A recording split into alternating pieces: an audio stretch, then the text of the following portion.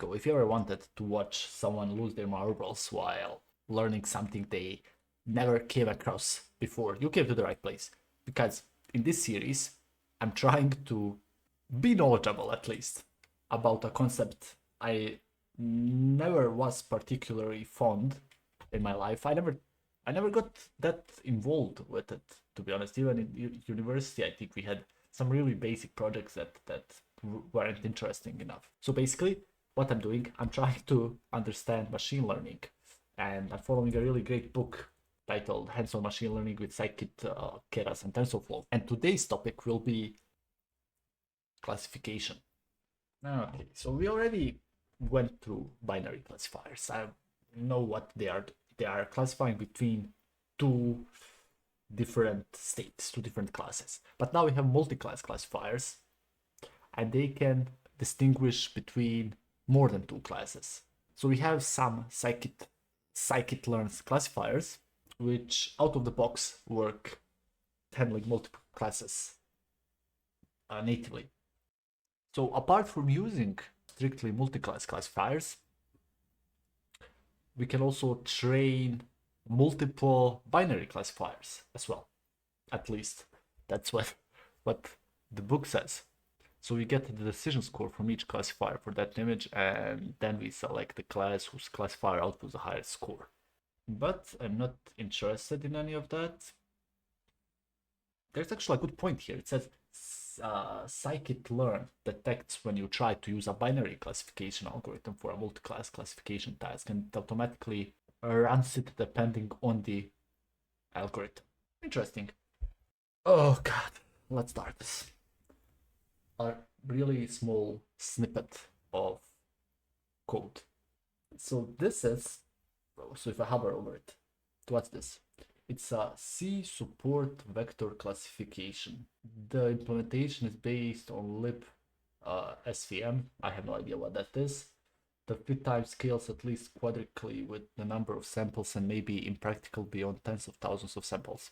I also didn't understand that as well. So here we are calling it with a random state. Here we are fitting it with our X train and Y train. What is the X train? I forgot. What's this? What's the Y train? Print Y train. So these are the labels. And these, okay, these are most probably the arrays holding the image, storing the image. Those 28 by 28 pixels images, arrays. So if I do X train 0, what will happen? Yeah, this is the first element, and this is basically the way it's represented image-wise. I understand that, at least. That's fairly simple. So what are we doing? I'm creating a support vector classifier. What's that? No idea. Here it says in the book, a type of model that's really good at binary and multi-class classification. So most probably we'll do some binary hacks here.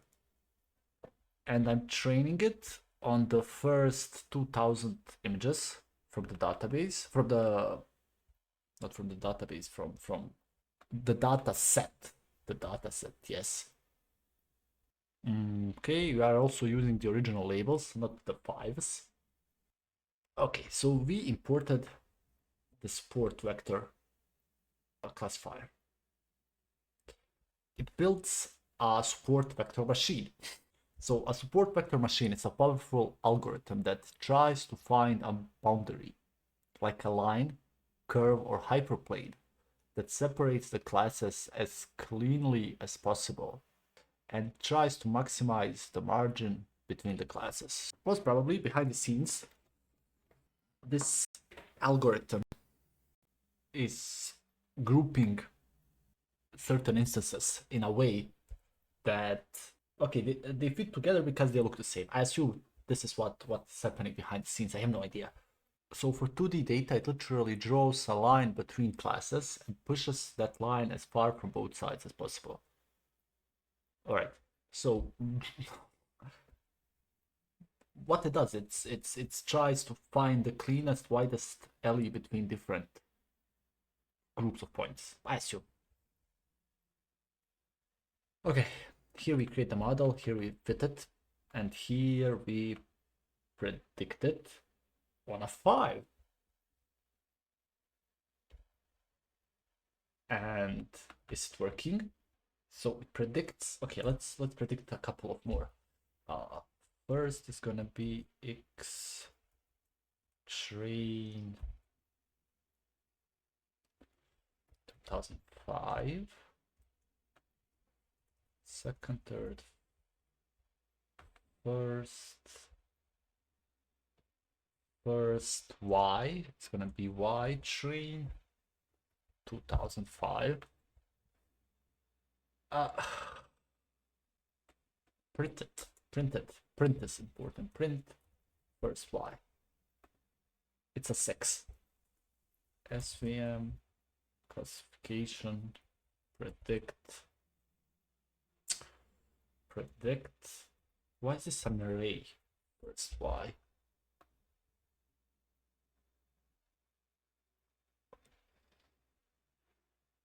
It failed because it expected a 2D array, but I got a 1D array instead. Because this is what I need to do. I provided the label, not the instance, and it's a 6. So somehow, whatever it did in the background, it did it quite well.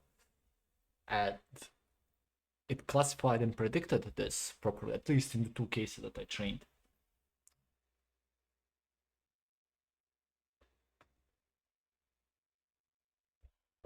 Incredibly interesting. So I'm using the same digit again, and I'm using something called a decision function, which, again, I have no idea what it does. And I'm calling my classifier, and it provides some values here.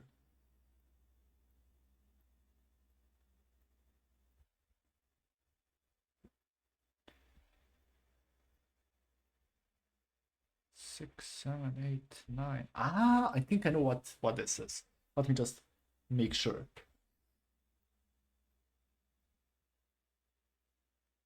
Okay, so the decision function will create for every class that we have.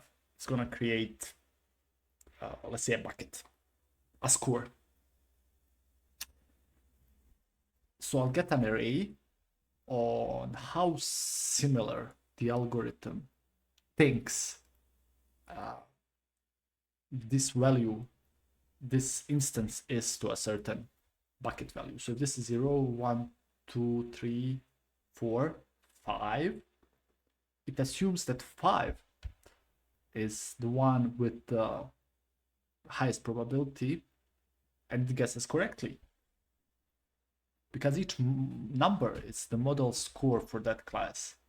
Higher, it's more confident that it has the right class. Lower, it's less likely.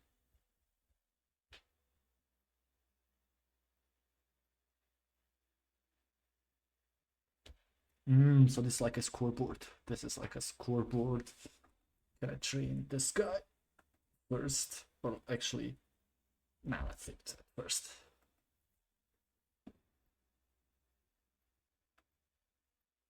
If I'm not mistaken, this is a 6. So 0, somewhat confident. 1, definitely not a 2. Okay, 3, 4, 5. So it's still extremely confident that it's a 6. But these values around it, like 6, 5, 4, or 2, are also quite high. So are also quite high.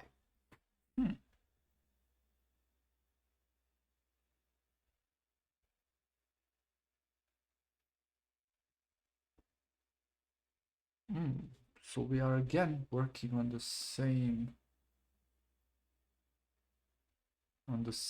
object. I hope you guys are entertained, because again, I'm a complete noob when it comes to machine learning. Uh, so okay, so it's just trying to pull out the class it thinks it should correspond to.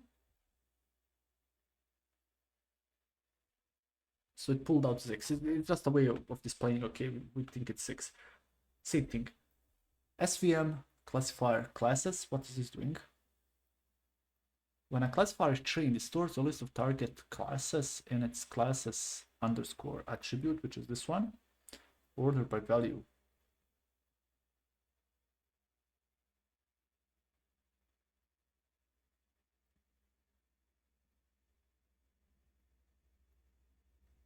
Huh. Oh, also it says, in the case of our dataset here, the index of each class is conveniently matching the class itself.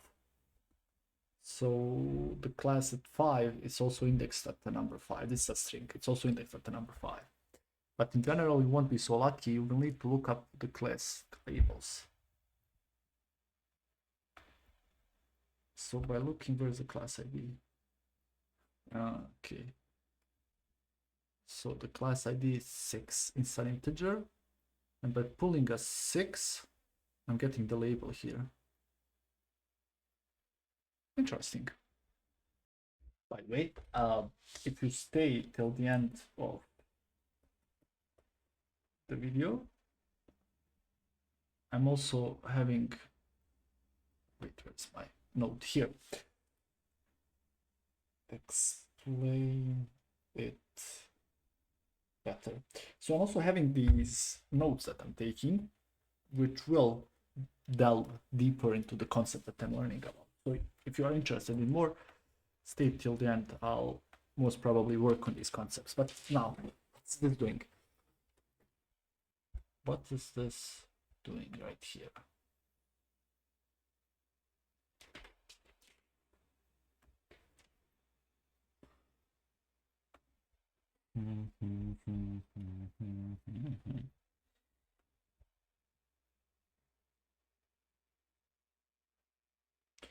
Okay. This seems like a configuration flag. This seems, and at the same time I'm reading at the documentation, this says, okay, I want you to switch the strategy that you were using. Instead of the default, use OO. And OO means 1 versus 1, which again, I have no idea what it means. I'm just gonna add it here.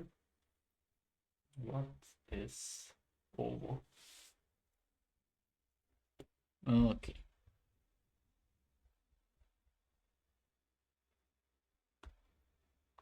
OO is 1 versus 1 classification.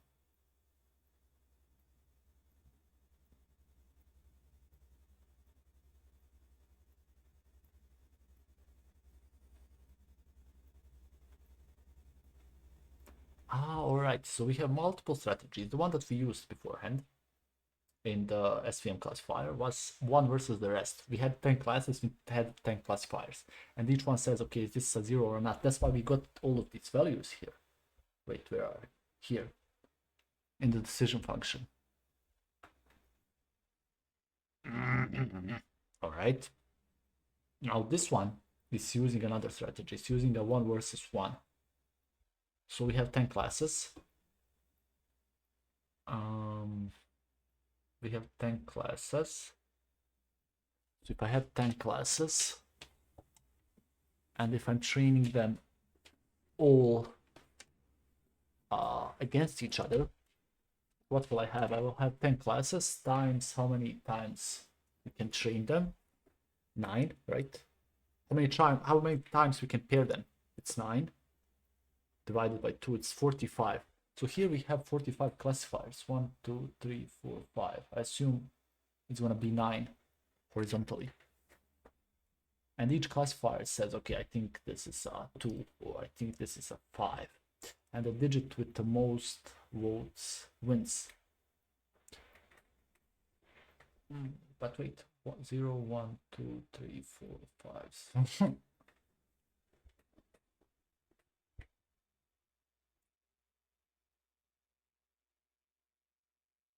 So they are fighting against each other. So each element in this 45 array, 45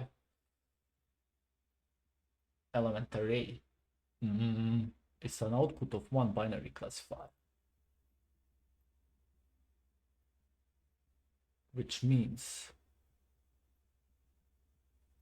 I think I understand it. So because they are pairing, they are basically fighting between these values and these labels. Basically, each of these values is a value representing a fight between 0 and 1, 2 and 5, 9 and 8. And based on this value, it's saying whether this is a higher value or whether it's one value or the other. So I assume the 5 here somewhere in all of these numbers, 5 is winning comfortably. And at the end, it will produce a 5. So if I get, okay, this is 0 versus 1, 0 versus 2, 0 versus 3, 0 versus 4, 0 versus 5.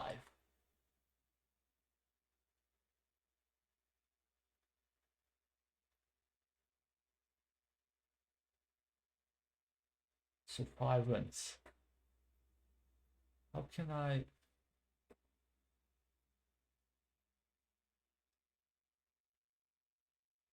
Mm-hmm. 1, 2, 3, 4, 5.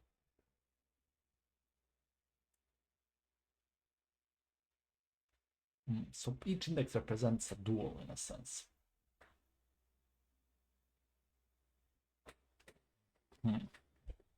A matchup. Okay, let's continue.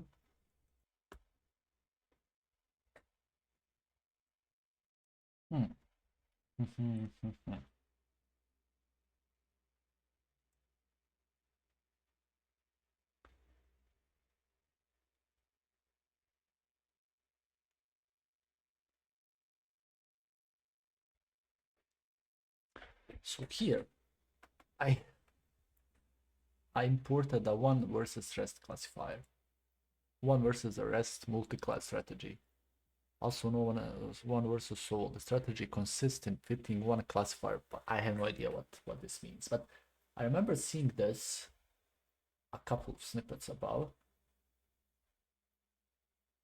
Yeah. So we're actually wrapping this in a classifier of itself. So because SVC is a binary classifier, originally designed for 2-class problems,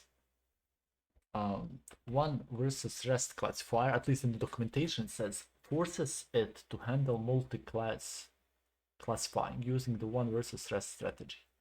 And we do the same thing. So it's the same thing.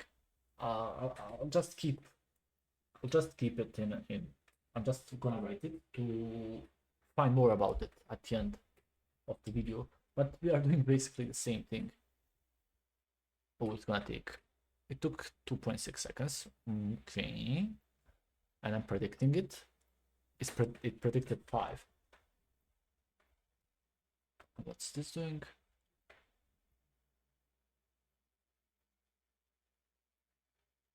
So what are the differences? So SVC uses oval. What's oval? 1 versus 1. And 1 versus rest forces 1 versus rest. Okay.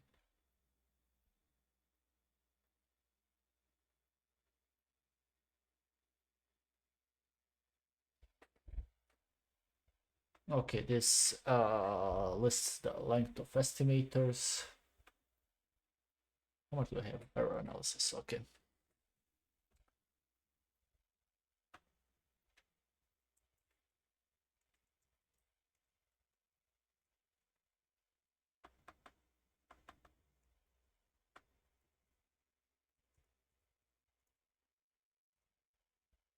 Let's run this.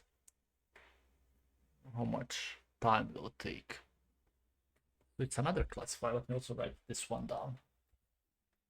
SGD classifier. Oh, it's still running.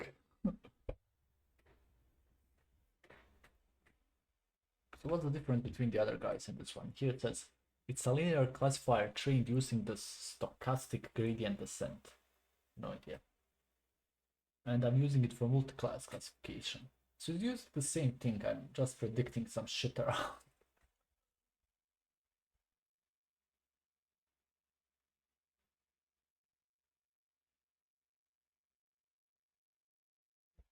Oh man, come on. You're not going. Oh, it's going on a minute.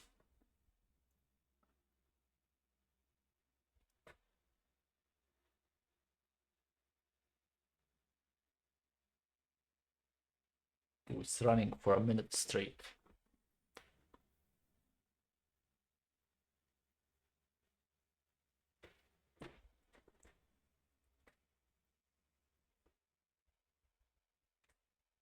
Let's wait until it finishes. I will be back with you.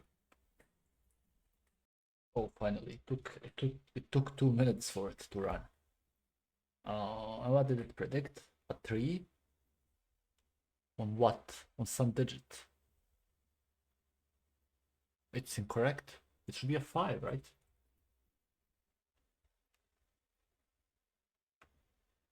Okay, so this is the decision function. 0, 1, 2, 3, 4, 5. It should be a 5. Okay, don't care. Cross validation score. Oh, this one is also gonna take a lot of time.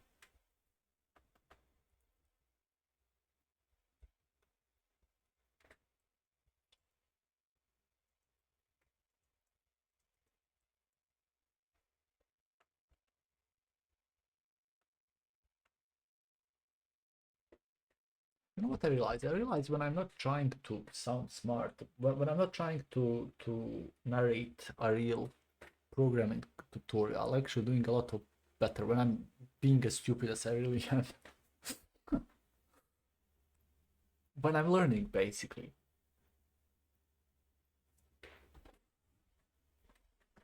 Okay. If I'm not mistaken, this will run the threefold cross-validation of our model, and it's gonna measure accuracy each time.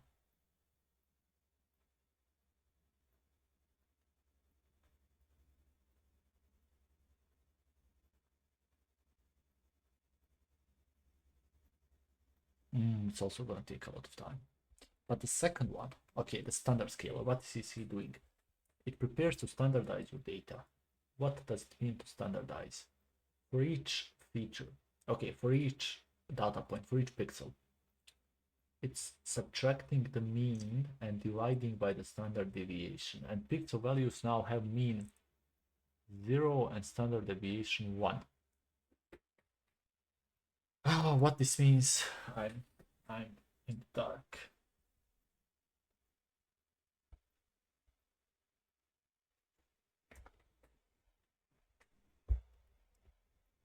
So here it creates, here it fits the transform. And then I'm running the cross-validation score again. A score that's already taking 2 minutes to run. Will it take less time than the SGD classifier? Come on, stop it. Stop it, you bit. Okay, it won't. Or maybe it will.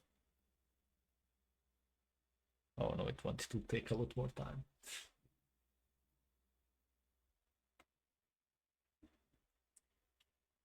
Okay, let's wait for this one to finish. I'm gonna start the next one, and let me close my terminal. By the way, I have a new terminal look. I'm also gonna install a completely new terminal itself, but for now I'm happy with the old ball and chain. Oh, it's still running. 3 minutes almost.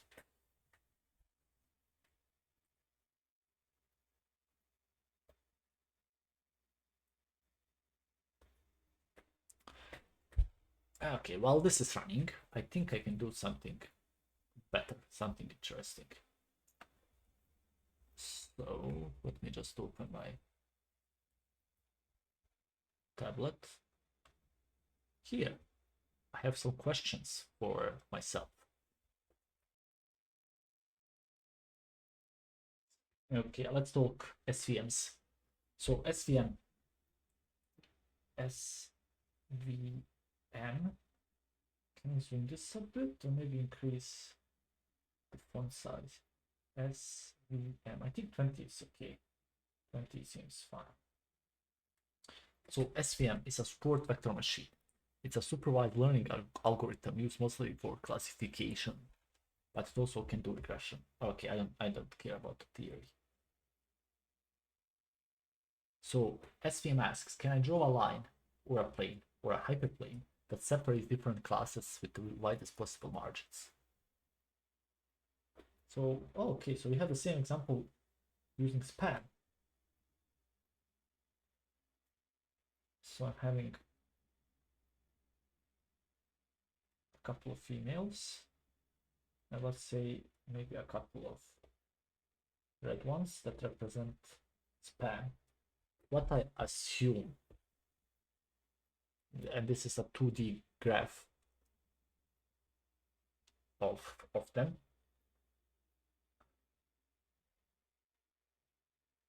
So SVM will look for a line, because it looks for a line, I need this. So let's say these ones have a certain property of, I don't know, saying how many by now are existing in number of by now words. And SVM is gonna look for a line. Where are you, brother? For a line that separates span and not span. What else I asked? Oval versus OVR. I think I already have a decent understanding of this, but basically oval is 1 versus 1, OVR is 1 versus the rest.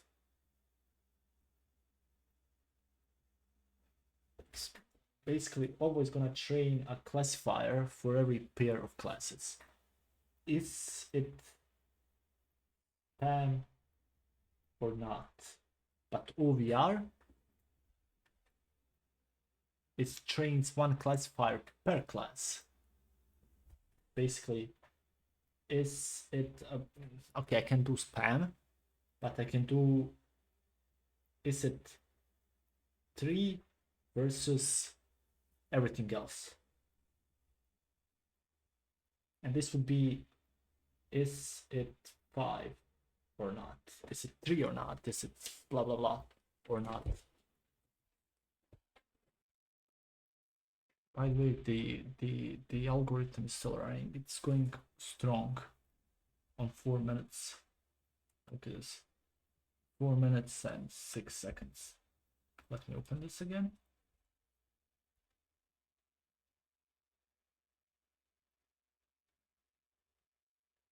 Okay. Let's talk about the standard scaler. So what does a standard scaler do? It's a preprocessing tool that standardizes features by removing the mean and scaling to unit variance. You lost me on removing the mean and scaling to unit variance. Oh, in plain English, it makes sure each feature column in your dataset has a mean of 0 and a standard deviation of 1. Okay, let's give an example of the standard scaler. So I have a column that has values 10, 20, 30, 40, and 50. So what is the mean? The mean is 30, it's the middle value. What is the standard deviation? Standard deviation is a measure of variation or dispersion between values in a set of data. So how far apart are they? So basically, after running the standard scaler, we are gonna have some values of -126, -0.63, 30 is gonna be 0, 0.63, and 1.26. So the mean is 0, and Standard deviation is 1 between the values.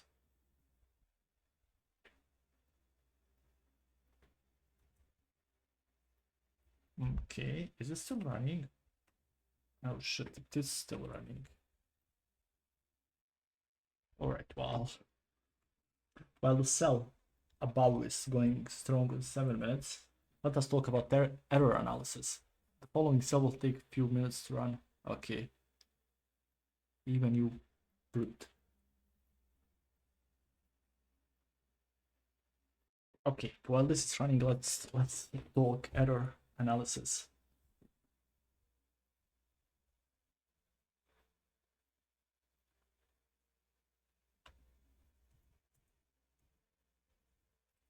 Let's talk error analysis.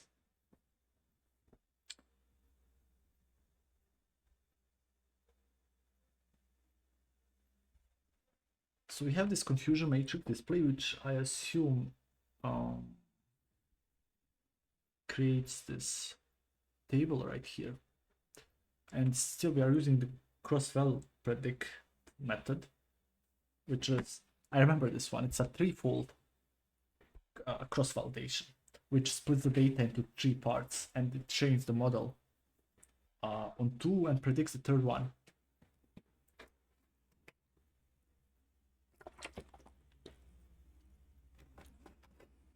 And we do this 3 times. It's still running 9 minutes. I have 64 gigs of RAM. Weird. This is for plots. I don't care. This just creates predictions for Y train and Y train prediction. And this is the final value of it. True label and predicted label.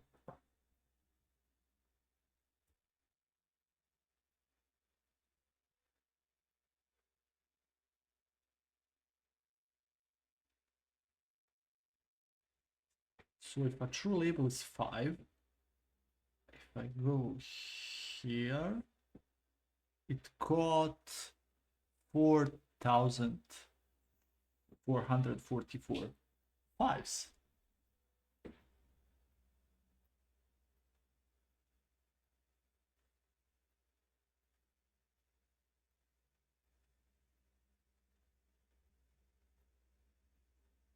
So the confusion matrix, this matrix right here, shows exactly how our model performs for each class. And we can spot patterns because, yeah, it confuses, for example, predicted label. I also have predicted label. So this is a true label and predicted label. So I predicted, wait. True label is this. Finally finished in 11 minutes. Amazing.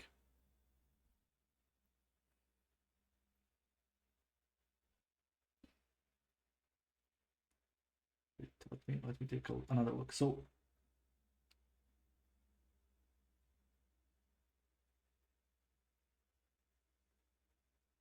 this is a 5 and it predicted a 0, a 5 and predicted a 1, 5 and it predicted a 2, 5 and 3 seem like, and 5 and 8 seem like a good couple. They seem like they could fit together.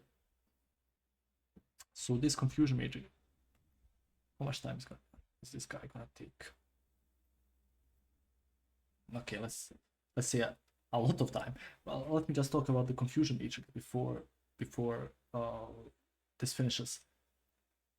Basically, it shows us exactly, and you saw it, how our model performs on each class, and we can spot patterns. We can see that it confuses 3s with 5s. We can see that it mislabels some other instances. So we have actual, let me show the other one that I have here. We have the predicted values and the actual values. So the rows are the actual values and the columns are the predictions.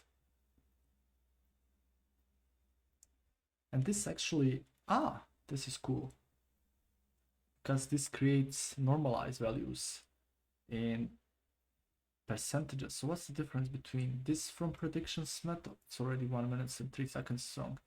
So yeah, it does the same thing. Y chain predictions. It just normalizes it and it shows it as percentages.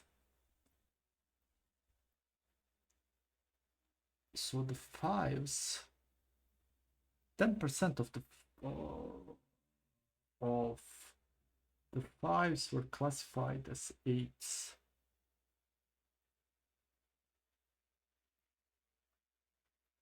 10% of fives were classified as eights. What's the highest percent? A one. A one is actually, for some reason, a one is also classified as an eight as well.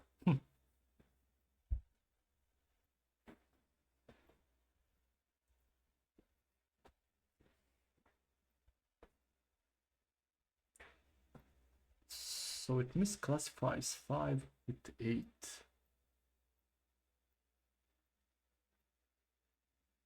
But for 8, how many were classified as 5? Only 2%?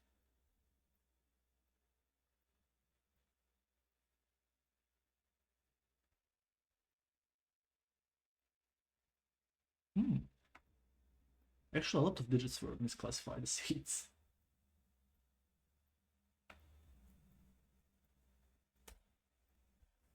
Interesting. How much are you running? Oh man, 2 minutes. This one will show instantly, but this one has this has cross-value predictors. I mean, this is a cross-value score. So the score, I think, is always running a bit on a bigger scale than the predictor, but I think it's also going to take a lot of time. While this runs, let's also go for the next graph as well.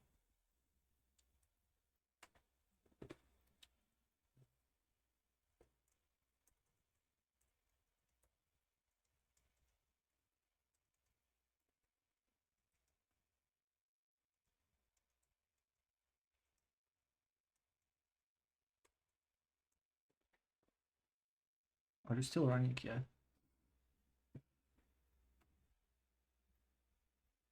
Oh, there are a lot of graphs here.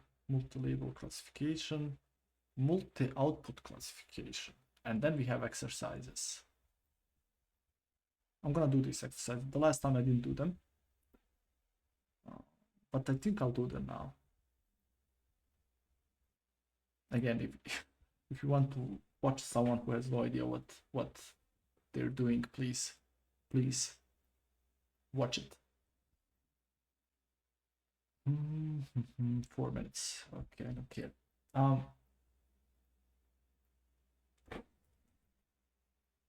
So this one is also using a confusion matrix.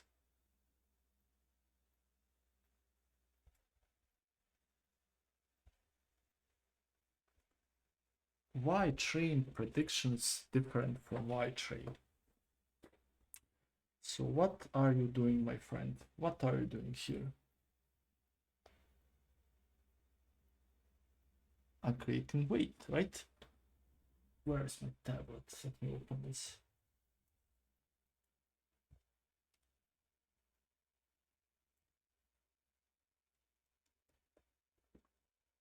Let me open this.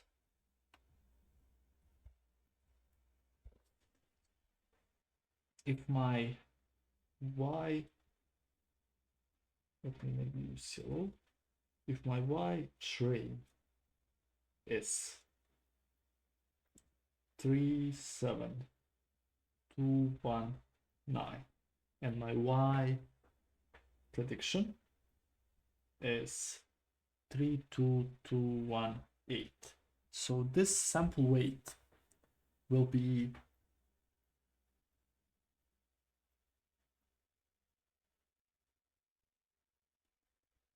what? False,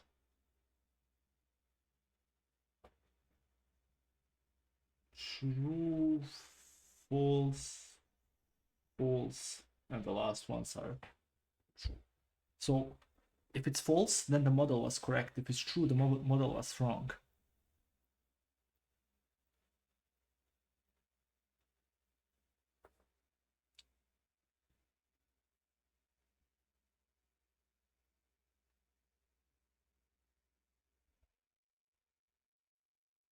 So it does the same thing now, but it has this weight as well.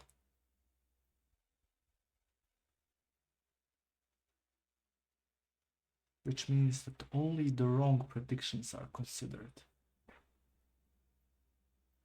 And again, we have percentages. And now it's still running for how much? 6 minutes. Oh man.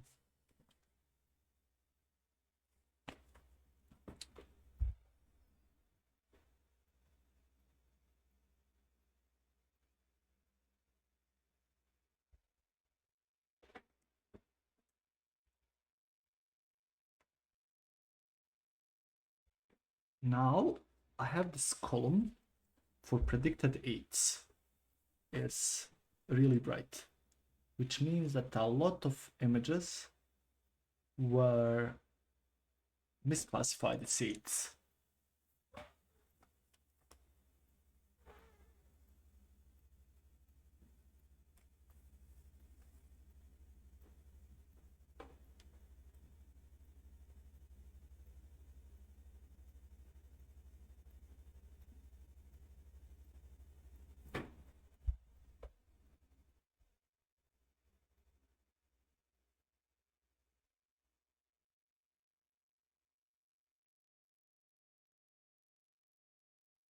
Interesting. Come on, man, finish.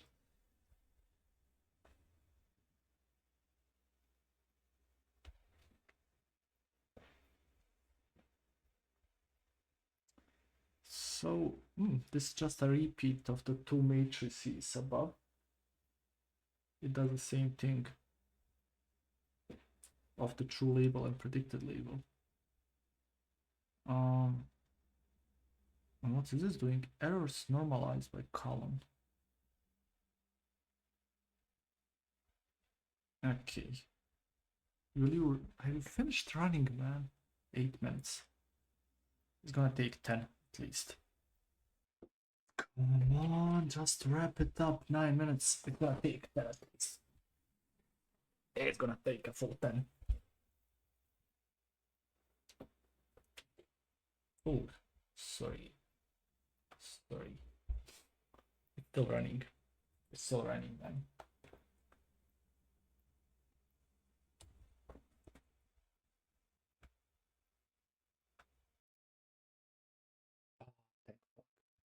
Maybe why I run it again, considering that I had the image already. This one is done. This one shows the normalized error ratios. Okay, this one just groups the two confusion matrices. Same thing here. Now, what are you doing here, brother? Let's see.